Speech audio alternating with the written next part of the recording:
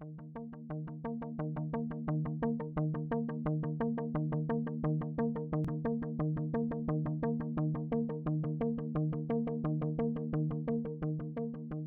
prix d'économie de la défense, il a pour objectif de promouvoir des travaux académiques, donc qui se traduisent évidemment principalement par des thèses, mais ça peut être aussi des mémoires de master, de manière à pouvoir inciter le maximum d'étudiants à s'investir dans ce secteur-là.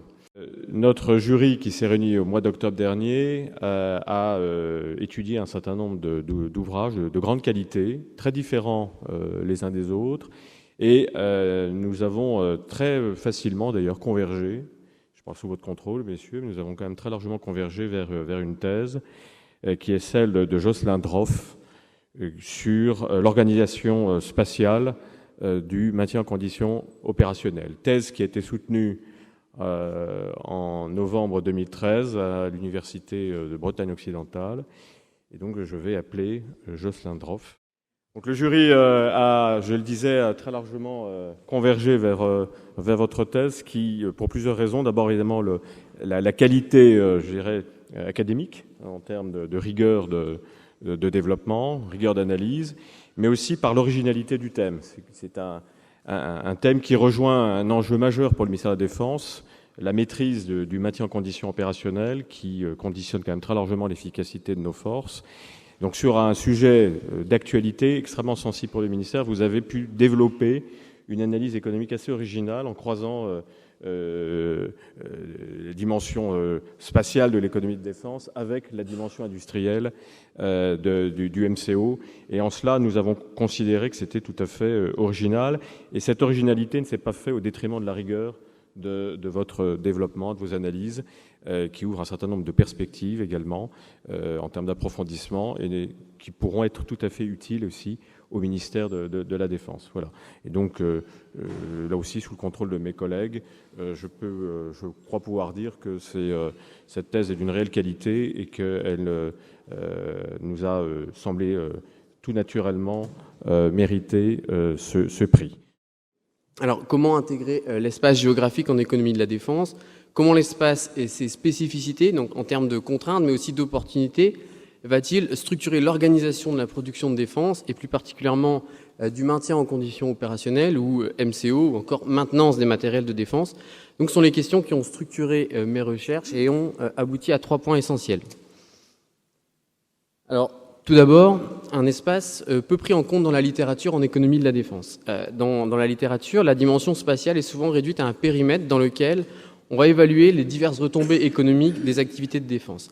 Il s'agit de modèles quantitatifs d'impact économique des activités de défense dans leur environnement régional ou de monographies dont la grande hétérogénéité rend difficile la généralisation de toute forme de résultats. Alors, la dimension spatiale m'a paru intéressante, et une piste intéressante et nouvelle à suivre, en particulier sur tout ce qui est question d'organisation industrielle de la production et plus particulièrement du MCO comme cas particulier d'application. Deuxième point, les coûts du MCO sont en constante augmentation.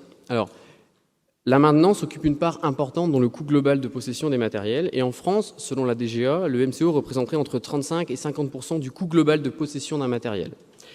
Depuis le milieu des années 90, l'entretien des matériels pèse de plus en plus. La crise de disponibilité des matériels, constatée au début des années 2000, a d'ailleurs été révélatrice des enjeux de cette croissance des coûts et des tensions engendrées sur les budgets, mais aussi sur le potentiel militaire. Alors, plusieurs facteurs expliquent cette croissance des coûts. Il y a d'abord les facteurs liés au cycle de vie. Le vieillissement et les obsolescences, ainsi que les sollicitations importantes des matériels, notamment en opération extérieure, vont entraîner des besoins accrus en MCO. Il y a ensuite les facteurs générationnels. Alors, les ruptures technologiques vont de pair avec de fortes augmentations des coûts. Et les systèmes, de plus en plus intégrés, nécessitent notamment une main-d'œuvre et des infrastructures spécifiques qui sont très coûteuses.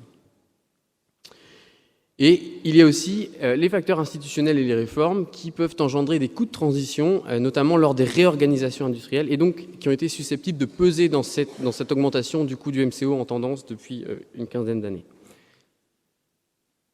Enfin, troisième point, l'espace comme levier de la réorganisation du MCO. Alors, si l'on combine une croissance des coûts du MCO sous contrainte budgétaire forte avec une réduction du volume des flottes, Ceci pose la question de l'efficience de l'organisation du MCO. Et cela se voit lorsque le décideur public met en place des réorganisations spatiales des sites de MCO pour réduire le coût ou améliorer la disponibilité. Alors mon travail a consisté à proposer et formaliser une grille de lecture de l'organisation spatiale du MCO comme résultant d'un jeu de forces. Alors avec d'une part des forces centripètes qui poussent à la concentration. Ces forces sont les économies d'agglomération, avec les économies d'échelle, qui sont liées à la concentration de la production de MCO, et les économies de localisation, liées quant à elles au choix d'implantation des activités de MCO et à la connexion entre ces activités et les tissus économiques environnants. Dans cette logique, l'espace devient alors un puissant levier d'amélioration de l'organisation du MCO.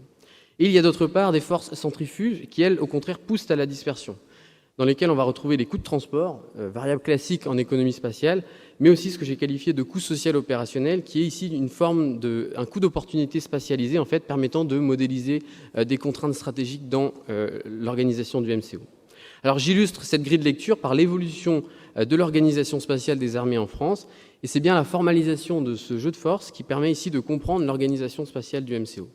Alors cette recherche constitue une contribution originelle à l'économie de la défense. Elle s'inscrit dans un renouvellement de la littérature existante, dans des dimensions à la fois industrielles mais aussi spatiales, tout en prenant en compte des impératifs capacitaires et opérationnels qui sont fondamentaux pour la défense. Mes recherches ont donné lieu à plusieurs publications au cours de la thèse et depuis lors.